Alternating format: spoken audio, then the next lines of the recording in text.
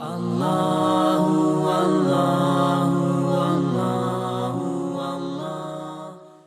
ہجر کی آیت نمبر 80 سورہ ہجر کا چھٹا اور آخری رکوع اور 14 پارے کا بھی یہ چھٹا رکوع ہے۔ اللہ رب العالمین نے ارشاد فرمایا وَلَقَدْ كَذَّبَ أَصْحَابُ الْحِجْرِ الْمُرْسَلِينَ، اور بے شک ہجر والوں نے رسولوں کو جھٹلایا۔ ہجر ایک وادی ہے، مدینہ منورہ اور شام کے درمیان ہے، جس میں قوم سمود رہتے تھے، جن کی طرف حضرت صالح علیہ السلام کو بھیجا گیا۔ ان لوگوں نے اپنے نبی حضرت صالح علیہ السلام کو جھٹلا دیا، اور ایک نبی کو جھٹلانا تمام نبیوں کو جھٹلانا ہے، کیونکہ ہر رسول تمام نبیوں پر ایمان لانے کی دعوت دیتے ہیں۔ اس لیے یہاں فرمایا گیا وَلَقَدْ كَذَّبَ أَصْحَابُ الْحِجْرِ الْمُرْسَلِينَ، اور بے شک ہجر والوں نے سارے رسولوں کو جھٹلایا۔ وَآتَيْنَاهُمْ آيَاتِنَا فَكَانُوا عَنْهَا مُعْرِضِينَ، اور ہم نے ان کو اپنی نشانیاں دیں تو وہ ان سے منہ پھیرے رہے۔ انہوں نے کہا کہ ہمیں یہ نشانی چاہیے، پہاڑ پھٹ جائے اور اس سے اونٹنی برآمد ہو جو حاملہ ہو اور اس کی حمل کی مدت پوری ہو چکی ہو، 10 مہینے کی حاملہ ہو، اور وہ باہر نکل کر بچے کو جنم دے۔ تو اللہ تعالیٰ نے پتھر سے اونٹنی کو پیدا فرمایا، جو بہت سے عجائب پر مشتمل تھی۔ یعنی یہ اونٹنی عظیم الجثہ تھی، یعنی اتنی لمبی چوڑی تھی اور اتنی اونچی تھی۔ اس کے عظیم الجثہ ہونے کا اندازہ اس سے لگائیے کہ قوم سمود بہت لمبے چوڑے اور بہت اونچے اونچے تھے، لیکن اس کے باوجود یہ اس اونٹنی کے گھٹنے تک نہیں پہنچ پاتے تھے۔ دوسری بات یہ کہ اس اونٹنی نے پیدا ہوتے ہی بچے کو جنم دیا اور پہاڑ سے نکلی۔ پھر یہ اونٹنی کثرت سے دودھ دیتی۔ ایک دن یہ اونٹنی تالاب کا پانی پیتی اور سارا پانی پی جاتی، پوری قوم کا پانی پی جاتی، اور ایک دن یہ پیاسی رہتی۔ جس دن یہ پانی پیتی تو اس دن اتنا دودھ دیتی کہ وہ پوری قوم کے لیے کافی ہوتا۔ تو یہ سب حضرت صالح علیہ السلام کے معجزات ہیں اور قوم سمود کے لیے نشانیاں تھیں، لیکن ان لوگوں نے ان نشانیوں کو جھٹلا دیا اور وہ ایمان نہ لائے۔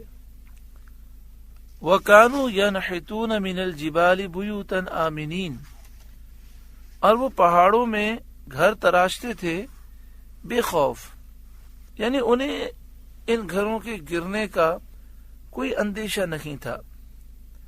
اس بات کا بھی اندیشہ نہیں تھا کہ کوئی اس گھر میں سوراخ کر کے چوری کر جائے گا، کیونکہ پہاڑ میں گھر بنائے ہوئے تھے، نہ ان میں نقب کوئی لگا سکتا تھا، نہ وہ گر سکتے تھے۔ وہ یہ سمجھتے تھے کہ یہ گھر تباہ نہیں ہو سکتے، ان پر کوئی آفت نہیں آ سکتی۔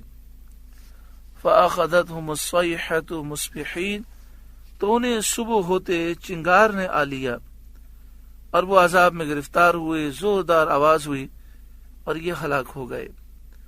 فَمَا أَغْنَى عَنْهُمْ مَا كَانُوا يَكْسِبُونَ، تو ان کی کمائی کچھ ان کے کام نہ آئی، اور ان کے مال، ان کے سامان اور ان کے مضبوط مکان، ان کی صحت تندرستی اور ان کی طاقتیں انہیں اللہ کے عذاب سے نہ بچا سکیں۔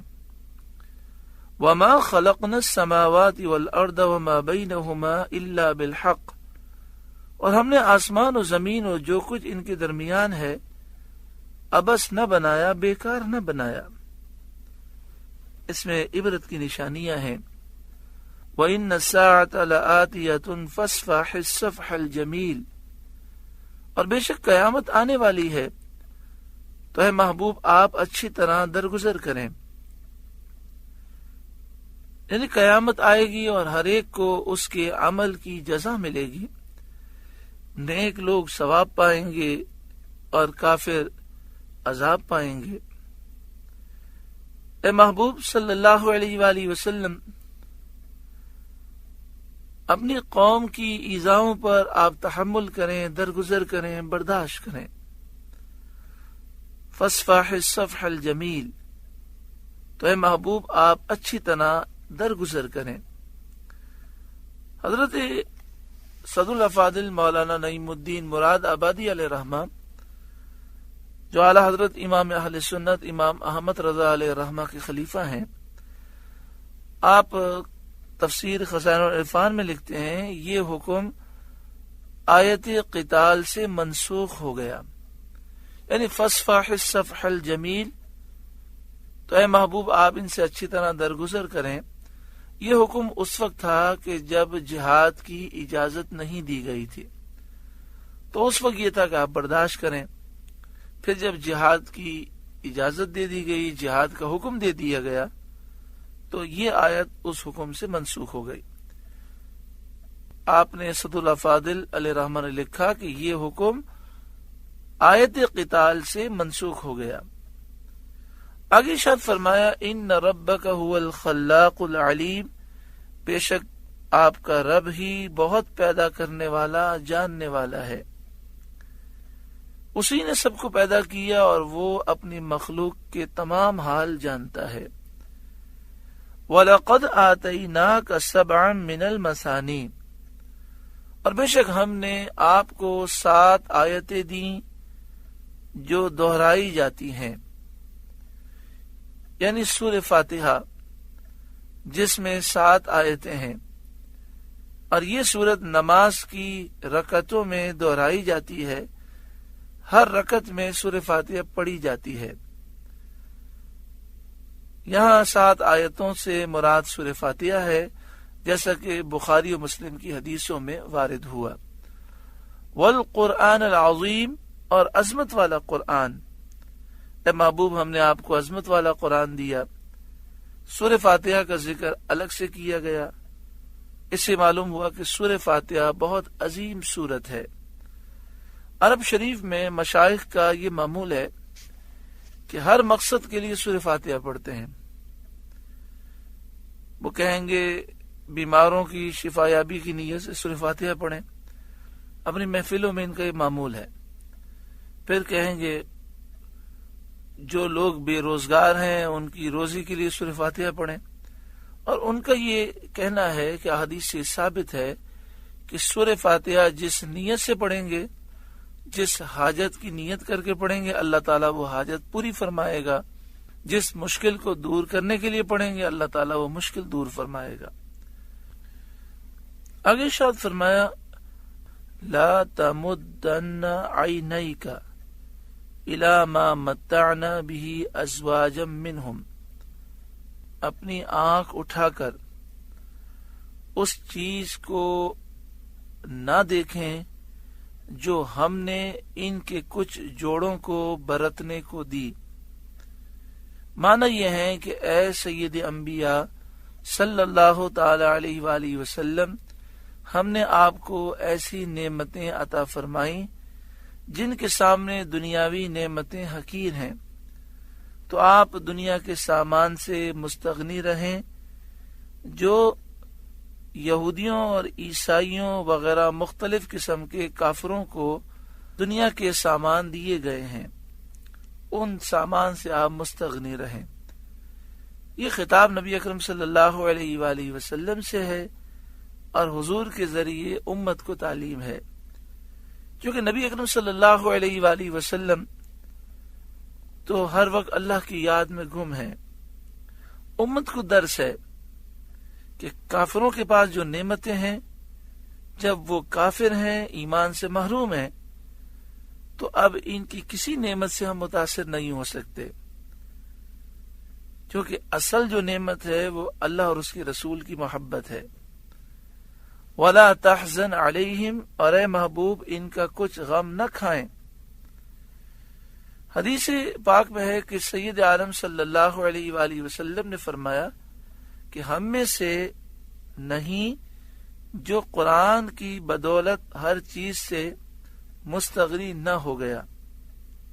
یعنی قرآن ایسی نعمت ہے جس کے سامنے دنیاوی نعمتیں ہیچ ہیں. یعنی آپ صلی اللہ علیہ وآلہ وسلم فرماتے ہیں جسے قرآن پاک کی نعمت ملی، اب اس کے بعد وہ کسی اور نعمت کو زیادہ بڑا سمجھتا ہے تو وہ ہم میں سے نہیں ہے. وَلَا تَحْزَنْ عَلَيْهِمْ، اور اے محبوب آپ ان کا کچھ غم نہ کھائیں کہ وہ ایمان نہ لائے تو آپ غمگین نہ ہوں. وَاخْفِضْ جَنَاحَكَ لِلْمُؤْمِنِينَ، اور مسلمانوں کو اپنے رحمت کے پروں میں لے لیں، یعنی انہیں اپنے کرم سے نوازیے.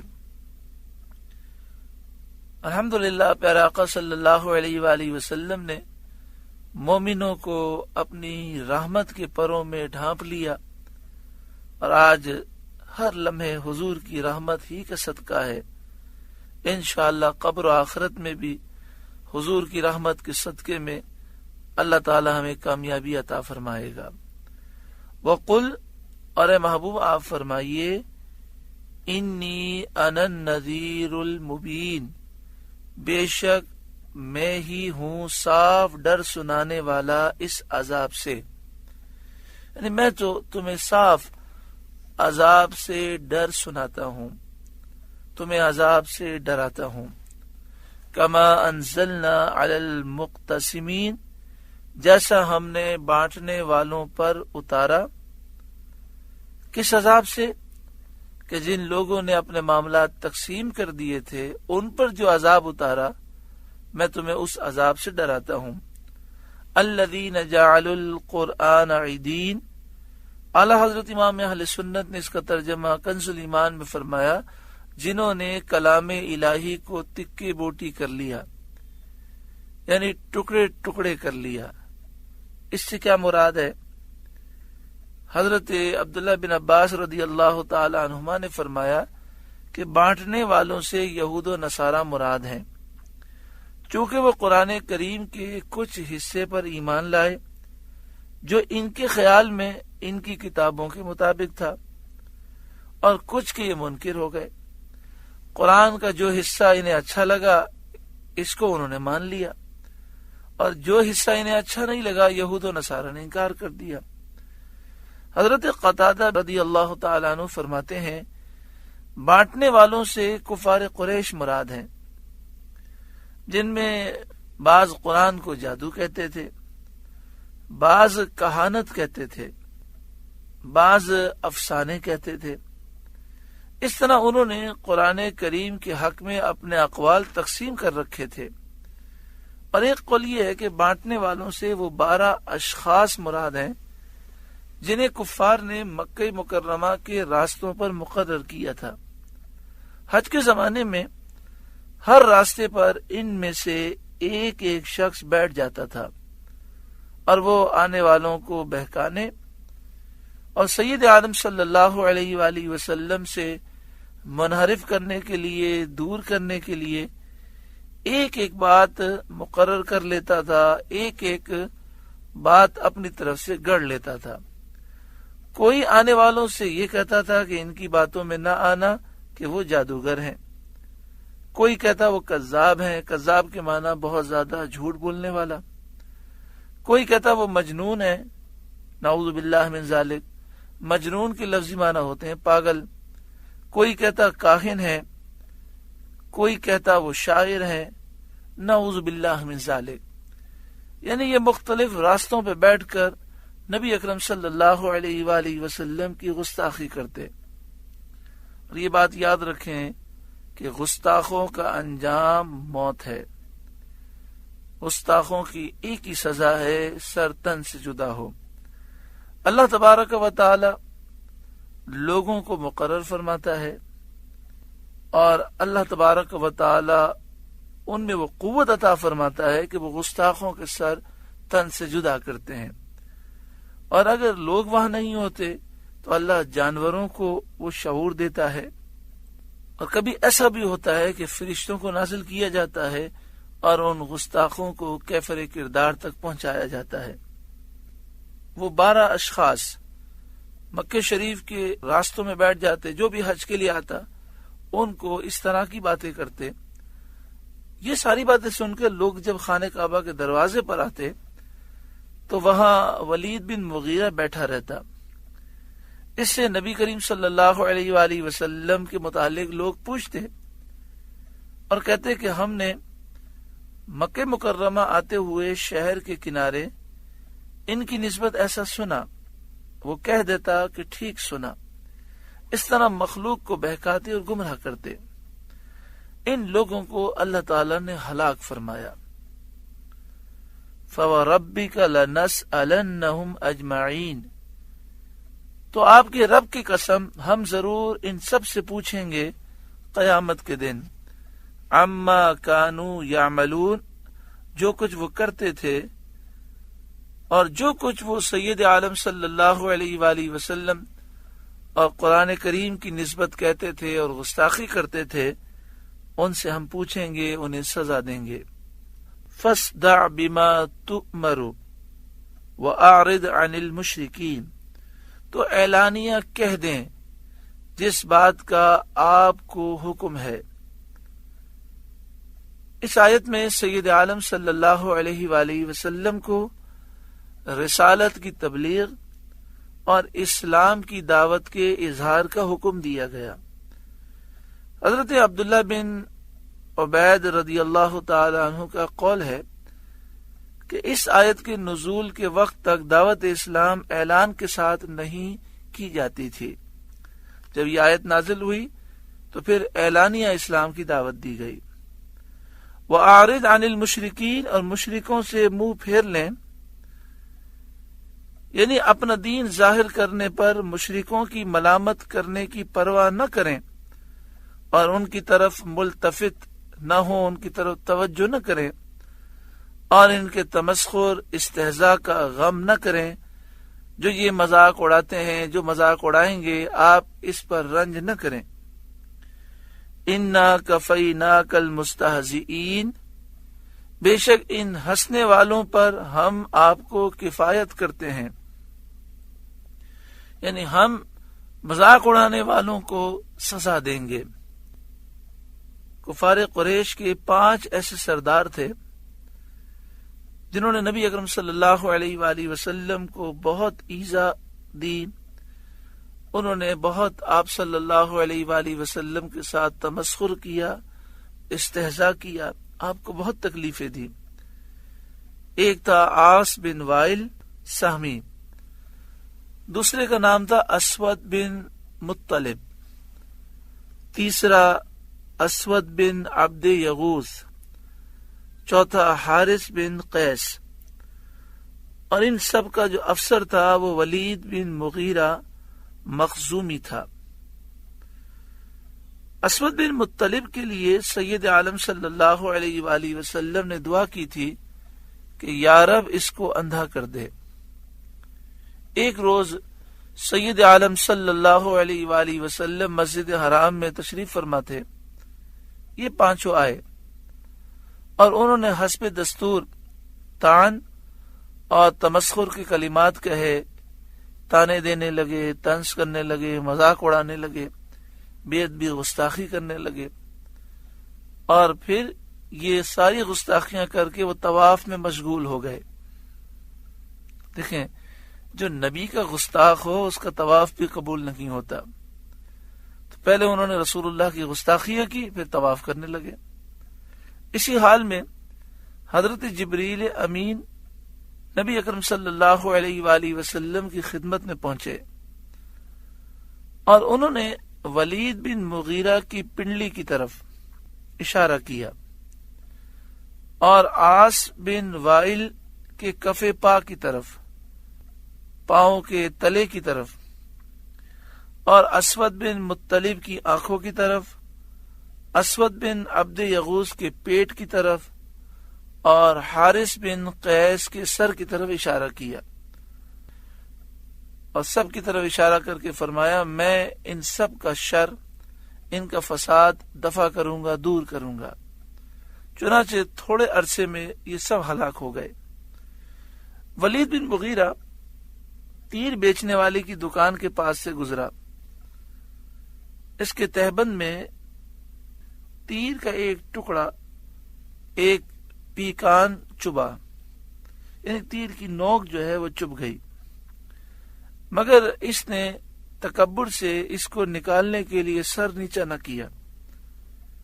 اس سے اس کی پنڈلی میں زخم آیا اور وہ زخم خراب ہو گیا اور اسی میں یہ مر گیا.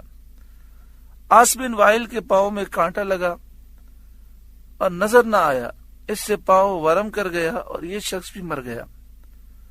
اسود بن مطلب کی آنکھوں میں ایسا درد ہوا کہ دیوار میں سر مارتا تھا، اسی میں مر گیا اور یہ کہتا مرا کہ مجھ کو محمد نے قتل کیا صلی اللہ علیہ وآلہ وسلم.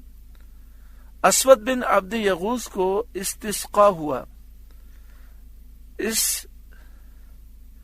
استسقا اس بیماری کو کہتے ہیں کہ جس میں پیاس شدت سے لگتی ہے اور پانی پینے سے پیٹ پھول جاتا ہے لیکن پیاس نہیں بجھتی اور پانی پی پی کر انسان ہلاک ہو جاتا ہے. حضرت کلبی کی روایت میں ہے کہ اسود بن عبد یغوث کو لو لگی، گرمی لگ گئی اور اس کا منہ اس قدر کالا ہو گیا کہ گھر والوں نے نہ پہچانا اور نکال دیا. اسی حال میں یہ کہتا مر گیا کہ مجھ کو محمد کے رب نے قتل کیا صلی اللہ علیہ وآلہ وسلم. اور حارث بن قیس کی ناک سے خون اور پیپ جاری ہوا، اسی میں ہلاک ہو گیا. گستاخ رسول ہلاک و برباد ہوتا ہے. اللہ رب العالمین گستاخوں کو نیست و نابود فرماتا ہے. کبھی جانور ان گستاخوں کو ہلاک کرتے ہیں، کبھی حضور کے غلام یہ ڈیوٹی انجام دیتے ہیں، کبھی فرشتے نازل ہوتے ہیں. خلاصہ یہ کہ گستاخ نہ دنیا میں چین سے جی سکتا ہے اور نہ قبر و آخرت میں وہ راحت پا سکتا ہے. تو ان لوگوں کے متعلق یہ آیت کریمہ نازل ہوئی، اِنَّا كَفَيْنَاكَ الْمُسْتَهْزِئِينَ، بے شک ان ہنسنے والوں پر ہم آپ کی کفایت کرتے ہیں. الَّذِينَ يَجْعَلُونَ مَعَ اللَّهِ إِلَٰهًا آخر، جو اللہ کے ساتھ دوسرا معبود ٹھہراتے ہیں. فَسَوْفَ يَعْلَمُونَ، تو ان قریب وہ جان جائیں گے، اپنے انجام کو، اپنی بربادی کو جان لیں گے. وَلَقَدْ نَعْلَمُ أَنَّكَ يَضِيقُ صَدْرُكَ بِمَا يَقُولُونَ، اور بے شک ہمیں معلوم ہے کہ ان کی باتوں سے آپ دل تنگ ہوتے ہیں، آپ کا دل رنجیدہ ہوتا ہے ان کے تانوں سے، تن سے، استہزاء سے، مذاق اڑانے سے اور شرک و کفر کی باتوں سے آپ کو ملال ہوتا ہے. فسبح بحمد ربک، تو اپنے رب کو سراہتے ہوئے اس کی پاکی بیان کریں، یعنی اللہ کی حمد کریں، اس کی تسبیح کریں. وَقُم مِّنَ السَّاجِدِينَ، اور سجدہ کرنے والوں میں ہو جائیے. آپ ان کی باتوں سے غمگین ہوتے ہیں تو آپ سجدہ کریں، نماز پڑھیں، اللہ کی تسبیح بیان کریں، اللہ کی حمد کریں، اس سے آپ کا غم دور ہو جائے گا.